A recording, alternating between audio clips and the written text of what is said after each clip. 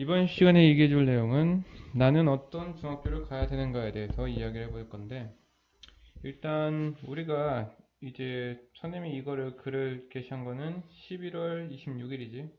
그래서 다 학생들, 초등학교 6학년 학생들이 한 번쯤은 중학교를 어디 갈지를 고민해 봐야 될 거라고 생각할 거기 때문에 그거에 대해서 간단하게 글을 적어봤어. 여기서 이제 학생들에게 도움이 줄 만한 것 중에 하나가 이제 학교 선정 시 내가 생각하는 우선순위가 어딨냐에 대한 개념인 거거든. 첫 번째로 학교가 대체적으로 집이랑 가까운지를 많이 생각이 되는 건데, 그런 거 같은 경우는 당연히 부모님께서 맞벌이 할 경우에나 아니면 통학이 불편하거나 아니면은 그 자녀랑 맞는 학교라는 개념이 존재하지 않는 경우에 그냥 가까이 통학시키고 싶은 마음, 이렇게 나눠지는 건데, 거기서 우리가 가장 중요한 것 중에 하나가 이제 중학교에 대한 어떤 정보가 없다 보니까 중학교를 그냥 너무 무분별하게 간다라는 거지.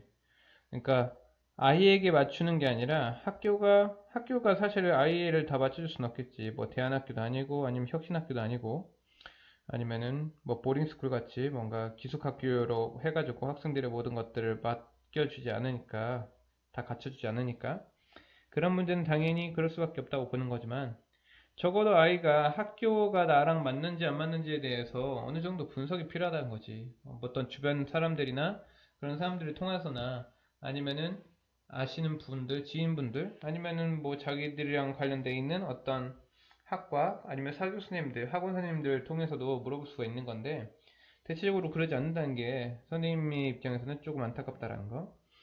그래서 학생 자신이 적성을 찾아가는 과정에서 중학교 선택은 이미 포기되었다. 유감스럽게도 이 학생들은 고등학교도 마찬가지로 포기하는 경우가 많다. 라고 적어줬는데, 너무나 당연한 것 같아. 그러니까 중학교 때는 우리가 한 번의 기회가 있는데 그 기회를 우리가 한 번에 써버린다 이 말이지. 응? 너무나 쉽게. 왜 중학교에 대해서 기회가 있는데 그 중학교에 대해서 평소에 고민이 없다 보니까 중학교라는 것은 그냥 가까이 간다라는 그런 사고방식이 그냥 전염식으로 이렇게 이루어졌다고 봐. 근데 이런 것들은 고등학교도 마찬가지일 거야. 고등학교 그냥 다 같이 인문고등학교 가는 게 정상이라고 느껴지겠지만은 선생님 입장에서는 절대로 고등학교를 우리 집 근처로 가는 것, 이것도 마찬가지고 대학교까지 그런 경우에는 상당히 비참한 거지. 그래서 일반적인 사람들은 모두 자신의 자녀에 맞는 교육기관을 선정하지 못한다는 개념인 거지. 왜 그러냐면은 지금 우리들의 아이들이 어떤 아이인지도 모르고 사실 부모 역시도 그런 중학교나 고등학교에 대해서 그렇게 대수롭게 생각하지 않고 대학교만 그렇게 생각하는 경우가 있다 보니까 그런 문제가 생기는 거지. 중학교 같은 경우는 그냥 뺑뺑이나 요즘 같은 경우는 올해부터 중학교가 이제 선택형으로 해서 갈 수 있다라고 하는 거 보니까 중학교도 자기가 원하는 중학교를 한번 알아볼 필요는 있는 거고, 고등학교 같은 경우는 인문계, 일반고를 가는 것이 나쁜 건 아니야, 사실은. 근데 그런 것들에 대해서 사실은 선입견이 있다라는 거지. 뭔가 부모 입장에서 주변에서 들었던 내용이나 아니면은 봤던 것들, 이런 경험을 토대로, 아니면은 아이들 같은 경우도 선배들이나 아니면 친구들 사이에서 가고 싶어 하는 것들, 이런 것들에 대해서 이미 선입견을 갖고 있다 보니까 중학교도 마찬가지고 고등학교도 마찬가지고 자기에 맞는 것들을 제대로 고르지 못한다는 게 문제인 거지. 그래서 학교랑 집이 가까워서 선택한다는 것은 사실 너무나 잘못된 거지.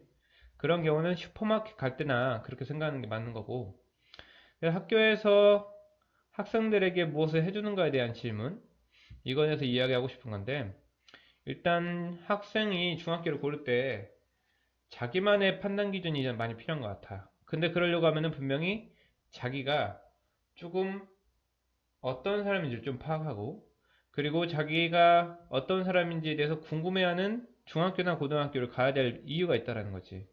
여기서 미래교육에 있는 카이스트 산 교수님께서 말씀하셨던 게, 학교는 이제 더 이상 잘 가르치는 역할을 떠나 학생들에게 새로운 기회를 주며 지도해주는 역할, 즉 코칭이나 아니면 지시하는 사람이 아니라 어떤 학생들이 성장하도록 도와주는 그런 조력자 역할을 하는 역할을 수행하는 사람이 선생이라는 개념으로서 이야기했던 건데, 마찬가지야. 이때까지는 우리가 학교라는 것을 잘 가르친다, 학생들을 잘 이끌고 아니면 예의범절, 공경하는 거, 아니면 학생들이 이제 사회생활에 잘 적용할 수 있도록 인재를 만드는 건데, 한편으로 보면 이런 것들이 뭐냐면은 어떤 일방성을 갖고 있다는 거지. 뭔가 학생들의 어떤 사람인지를 개별적으로 확인하지 않고, 그리고 자기들이 어떤 걸 이끌어간다라는 거.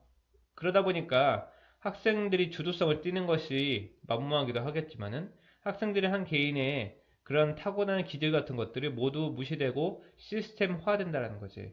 그런 부분에서 아이들이 나중에 향후를 위해서 기획한다고 했을 경우에, 시스템에 있는 아이들은 뭔가 호기심이나 즐거움을 찾을 수 없다는 거, 모든 학생들, 모든 부모님들이 공감하실 거라고 생각하고, 그런 부분에서 우리가 잘 고민해 봐야 될 건 뭐냐? 음, 그 학교 이전에 가정 내에서도 당연히 학생들이 정말 어떤 활동이나 이런 것들에 대해서 자기 스스로가 한번 찾아볼 필요도 있는 거고, 그리고 자기의 자발성, 그리고 학교에서나 가정 내에서 주체성을 많이 살려줘야 돼서 그런 것들을 통해서 많은 판단을 할 수 있도록 기회를 줘야 된다는 거지.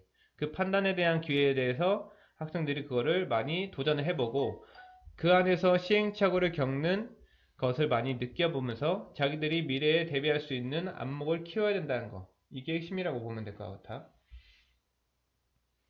그리고 다음 기준, 자율적인 것과 제한적인 부분에서 당연히 자율적인 속성을 이제 강조하는 고등학교나 중학교를 가야 되는 거고, 그런 것들은 학교 이전에 가정에서도 많이 해주지 않았다고 하면은 당연히 더 자율적인 환경 속에서 돼야 된다고 보는 거고, 그리고 수동적이나 능동적인 부분에서도 너무나 당연하게도 수동적이라는 것은 누군가의 부름을 받거나 지시를 받는 걸 얘기하는 거고, 능동적이라는 것은 자기 스스로가 뭔가를 해나가는 건데, 우리가 자본주의라는 돈의 이제 노예로서 산다라는 것이 약간 수동적이고, 어떠한 시스템, 어떤 단체, 그룹 안에 들어가서 그들의 이제 강요하거나 명령하는 그런 것들을 따르기만 하면 되는 거지만, 그런 부분이 미래에는 그렇게 좋지 않은 사고방식일 수밖에 없다라는 거지. 그래서 자기 스스로가 뭔가를 할 수 있는 이런 개념일 때 나는 개인적으로 그런 방식이 이제 지향되는 그런 중학교가 중요하다고 생각하는 거고, 그리고 중간적 개방적 구조랑 폐쇄적 구조라고 하면은 어떤 상황관계가 분명한 거라는 거지. 학교 선생님이 너무 속히 말해 꼰대 같으면은, 꼰대 같은 선생님한테는 학생들이 잠을 자는 수밖에 없거든. 아이들이 소통도 안 되고, 그리고 너무 평등하지 않다는 걸 너무나 느끼기 때문에 그런 부분만 자체도 학생들한테 상당히 부정적인 영향을 미치기 때문에, 그런 선생님들이 많다라고 하면은 그게 한 개인의 문제인 거지 학교 전체의 문제는 아니지만, 그래도 많은 선생님들이 그렇다고 하면은 우리는 그런 데를 피해야 될 의무가 있다라는 거. 이런 식으로 해가지고 선생님이 이렇게 한번 녹화를 해줬으니까 한번 천천히 쭉 읽어가면서 자기에 맞는 중학교 선정이나 아니면 고등학교 선정에 대해서 한번 고민해봤으면 좋겠어. 수고했어.